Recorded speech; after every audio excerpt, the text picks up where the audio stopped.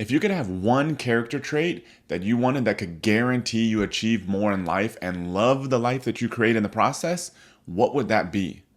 For me, it's unlimited positive energy. I've talked a few times on this podcast about how I've spent a lot of time trying to harness this mindset. And sometimes it's been ups and downs. I've had those moments of unlimited energy where it feels like, and maybe you have too, where it feels like all the stars have aligned. It feels like anything is possible in that moment. I've also had many times of lower energy. And so in today's episode, I want to discuss what's been working for me and what I think can work for you as you work towards accomplishing your goals, especially as an entrepreneur, if you're starting a business, but this really applies to anything you want to accomplish in life. So I think one tool to start thinking about how do you find this source of unlimited energy to drive yourself and your life forward so you wake up every day and it's not a matter of how do I get myself to do this stuff. It's more there literally aren't enough hours in the day because there's so much stuff I want to do. One tool to think about this is, the late Charlie Munger would talk about inversion thinking. He would say always invert. So rather than how do I have high energy, it's how do you avoid having low energy.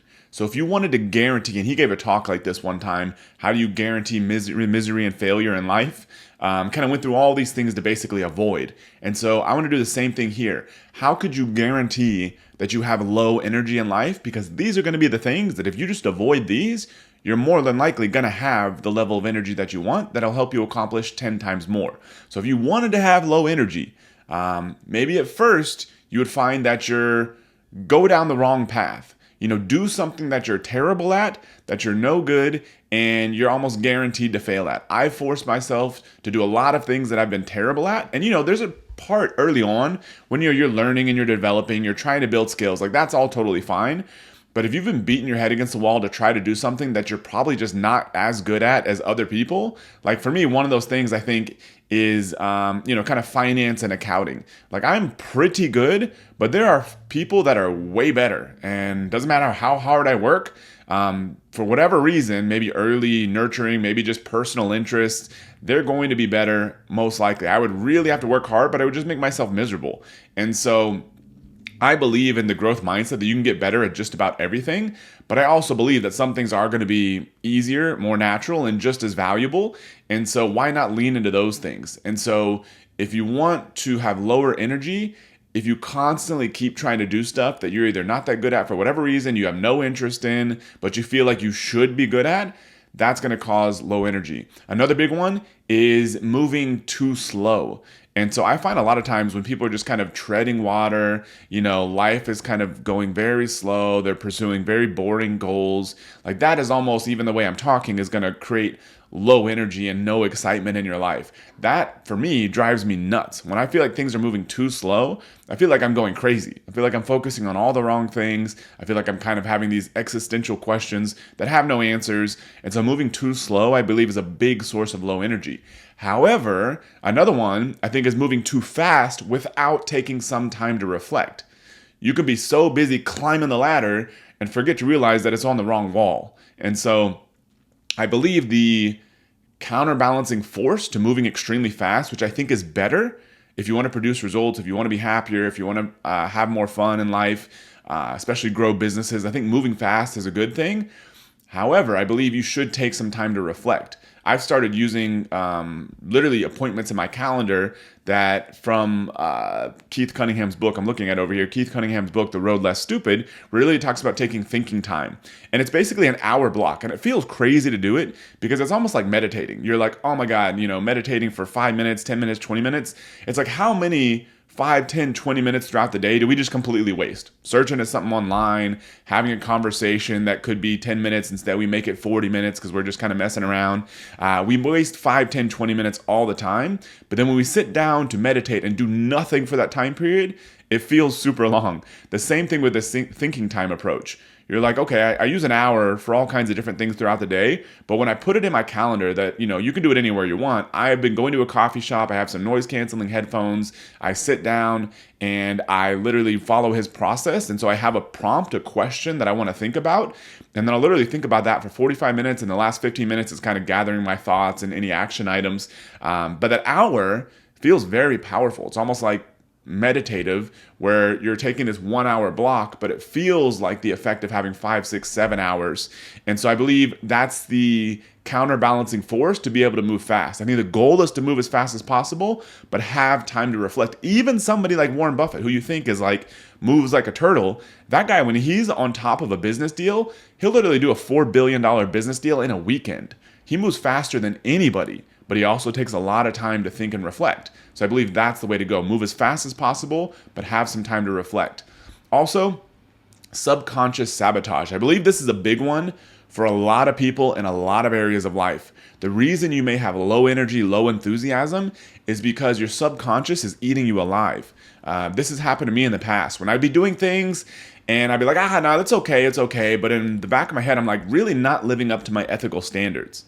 Not doing anything, blatantly illegal or anything like that. But it's like if I have high ethical standards and I'm doing something that I feel like kind of, not great about, then I'm not going to have high energy. I'm going to wake up every day. I'm going to want to sleep longer or sleep in because I don't want to face those realities, have to do this stuff that I'm not that excited about. So that kind of stuff will eat you alive. If you have high ethical standards, doing stuff that's not up to those standards, even if you can force yourself to do it, even if it's not blatantly wrong or blatantly illegal, it's just not up to your standards, that is also going to cause you problems and sap your energy. Procrastination is another big one. Sometimes I've been guilty of this where I'll work really hard on the thing that's right in front of me. I've literally taken some personality tests that'll tell me that the thing right in front of me is way more exciting than these 12 other projects I've been working on. And sometimes that's good because I can apply a lot of energy, a lot of quick thinking, a lot of results quickly. But if I put off these other things too long that I know I need to do, I've already committed to other people, or it's just stuff I need to do personally, that stuff will also start sapping energy and you almost don't even know what's happening. You're like, I just don't really feel like doing a lot of this stuff today. It's probably because you've been putting off this stuff that needs to be done, even though it may not be that fun, but stuff just needs to be done. Appointments need to be set. Some projects you have to move along a little bit further that are kind of stagnating because you're so focused over here. That's also going to end up sapping your energy. And so I believe when it comes to this unlimited positive energy, it's 90% mental, 10% physical. So those are all mental things, but there is a physical element to this as well. And so if you're making bad lifestyle choices, if you're not sleeping enough, if you're eating terribly, those kind of things will also end up sapping your energy. And those are more physical. But I believe the energy is literally 90% mental from what I've seen. But you got to make sure you take that 10% physical as well. So here's how I'm trying to cultivate this unlimited positive energy in my life right now. And I believe it's working great. So I've talked about this a lot recently on this show, is that my main focus, which I believe has been a huge contributor to the level of motivation and enthusiasm that I have, is focus on helping others. Now, this isn't, purely altruistic, because I believe by doing that, I end up getting more in my own life, and it gives me more energy, and I feel better every single day, and I get to reach more people, and I get to have a bigger influence, bigger audience, all those kind of benefits that are really for me. But the cool thing is that it helps other people too. And so focusing on doing things for other people takes all that ego focus away from myself, which ends up also just draining you. If you're constantly comparing yourself because you're like, I'm not as good as this person, I'm not as important as this person, not as successful, don't have as big of a social media following as this person. If you're constantly making all those comparisons because you're so focused on yourself, it's no wonder you don't want to get out of bed in the morning. But when you start thinking about, how can I help other people? And then even if you help somebody a little bit, you've achieved your goal. Fantastic. And so I believe that focus has made a huge impact for me. Also, assigning, I recently, if you go back a few episodes or if you check my YouTube channel, you'll see this in a little playlist. I did 4 episodes in a row covering a productivity system that I've been working on that I called with the acronym FAST. So FAST, the A stands for assign or delegate stuff that you're not great at, or that you just don't like to do. If you constantly have to do a bunch of stuff you hate doing and it just drains you and every time it's a chore, of course that's going to sap your energy. So get rid of that stuff as much as possible. And I just got a comment that I responded to last night on YouTube that somebody was basically saying, hey, thanks for the video, love it, blah, blah, blah. I don't have any money. And so everyone says, I watch their videos, they say you got to delegate stuff, but I need a different solution because that's not it. And then I was thinking I responded. I was, look, you got to start where you're at. When I first started my very early e-commerce business, for the first 6 months or so, it was just me. I was cranking along, answering all the customer service emails, was literally answering customer service phone calls, building the store, running marketing, adding products, talking with suppliers, doing finances, doing counting, literally everything myself. And then I realized that was not sustainable and I was reaching a cap. And so I basically gave all of the income I was paying myself, which wasn't a lot. It was maybe like $3,000 a month or something, and hired a guy off of Craigslist that became my first employee to also help me do all this stuff. Basically gave him my entire income and said, hey, here's your compensation. I'm now getting paid zero. Cool thing about that is within a few months, we were making even more money and I could pay myself again, and kind of went from there. And so you've got to start where you're at. If you're building a business and you could get somebody else to clean your house for you, and that may take you 4 hours a week or something, that's probably worth the trade-off. If there's even little things you could start turning over to other people, you've got to find a way to do that. Now, you may have to hustle for 6 months, but most people spend far too long because they're wasting their time doing all kinds of stuff that doesn't really matter. So I totally get it. You can't have a team, like Gary Vaynerchuk, where he has 30 people on his social media team. You may have to do this stuff yourself to start, but eventually, piece by piece by piece, start getting rid of the stuff you can get other people to do. Another tool that I've been using, moving fast with multiple projects simultaneously. Now, maybe I'm unique. Maybe this will not be everyone's cup of tea, but I prefer to have multiple balls in the air and am executing them all at the same time. Because inevitably there's downtime with these things, and I don't want to just be sitting there with nothing to do. I prefer to have a lot of things going on. It's more exciting for me, but there's a limit there. I have to make sure that I feel like I'm still doing a good job on those things, that we're fulfilling on the promises that we've made. But as long as I'm meeting those requirements and we're not burning a bunch of cash or something, then I like to have multiple things going on. So you may not have enough energy because maybe you don't have enough going on. So maybe add some more stuff to your plate. And then if you get too stressed, you can always pull some of that stuff away. And I mentioned also doing some thinking time, thinking about what could possibly go wrong. So not just counterbalancing the sort of excessive optimism a lot of us entrepreneurs have that can kind of skew our vision of reality. That excessive optimism is good, but also think about the downside. What could go wrong here? You don't want to go bankrupt, lose all your money, end up in legal trouble, or any of that kind of stuff. Always think about what could go wrong. And I believe that ends up kind of fueling your energy as well. And I also think a powerful tool that I see this also with a lot of people that ends up sapping their energy is not having a single place, and doing this practice maybe once or twice a week, where you capture all of your to-dos in one place. Even if you don't do anything with them at that one point, but at least you know all the stuff out of your head that you just feel like it's starting to overwhelm you and making you just not want to do anything, just watch TV all day.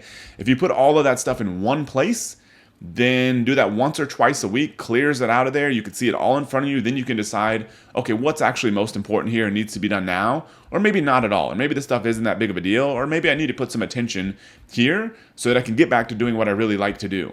That practice, I believe, is essential for anybody, no matter what your job or role or business is. Doing that is super important, because I find a lot of people, you tend to procrastinate because you don't have all the stuff in one place. So I think that's an essential practice, and I believe it ends to higher energy. So kind of to wrap up the last part, remember I said I believe high positive energy is 90% mental, 10% physical. So a few things that have worked for me, and I believe, and I've talked with a lot of people that more knowledgeable about health than me. A few people, one, Abel Bascom. He runs the podcast Fat Burning Man. He's a good friend of mine. He kind of, for me anyways, leads by example. He's like the least preachy health person on the planet. I almost have to pull stuff out of him, but he's such a smart, good guy, and has a ton of knowledge about health. And I see what he does. We hang out, we travel, all that kind of stuff. I watch what he does more than, because he doesn't really tell me or criticize anything that I'm doing. But I've learned a lot from him. Also my business partner, Charles Livingston, in our coffee company. And so a few things that have worked for me, that I've tried on my own, that have worked well following people like that. First, low carb diet. Now, this doesn't mean eat a bunch of sugar and crap. It means, probably cut out a bunch of the bread, pasta, those kind of things, because those tend to, at least for me, and I think other people would back this up, tends to, for whatever reason, cause an energy crash. If you eat like a giant burrito, like I used to, would love with the world's largest tortilla and a bunch of rice in there for lunch, energy crashes, brain fog after lunch. If I eat like a steak salad or something, vegetables, meat, basically protein, that to me sustains my energy. But just watch it for yourself. My wife seems to I could go to a Brazilian steakhouse and eat, 3 pounds of meat, and I feel perfectly fine after, no problem. But for her, not quite the same. So watch it for yourself, but be honest with yourself. If you notice brain fog or energy crash after you eat something, that's not going to be the best for sustaining your energy. For me, avoiding a lot of heavy carb stuff and just focusing on protein, vegetables, fruit, nuts, oils, healthy oils, olive oil, that sort of thing works a lot better for me. And so I get less energy crash, less inflammation, less joint pain, all those sort of good things that keep my energy a lot higher physically. Also, going to sleep semi-early. Some people just want to watch TV all night. Not going to be conducive to a high energy life. So those two are really the big things for me. Very simple, but pay attention for yourself. Be honest with yourself. Are there certain things you're doing on the physical side that do cause your energy to crash or go down? If so, avoid them if you want unlimited positive energy to capitalize on that 10%, I believe, that contributes to the 100% of having this unlimited positive energy. So hopefully you enjoyed this episode. Get some good tips. I want this for you because if you can get this level of energy, I believe you can accomplish 10 times more than what you are without it. So if you enjoyed this episode, please subscribe on your favorite podcasting platform. Drop me a review on iTunes, subscribe to my YouTube, and I'm releasing episodes every single day in what I'm doing to grow our businesses. You'll get e-commerce tips, you'll get general business strategies, and you'll get stuff like this that I believe is as important, if not more important, for you to achieve more success. Stuff that I'm working on, mindset, physical related, to become a more successful, more fulfilled entrepreneur. So thank you for listening, and I'll see you tomorrow.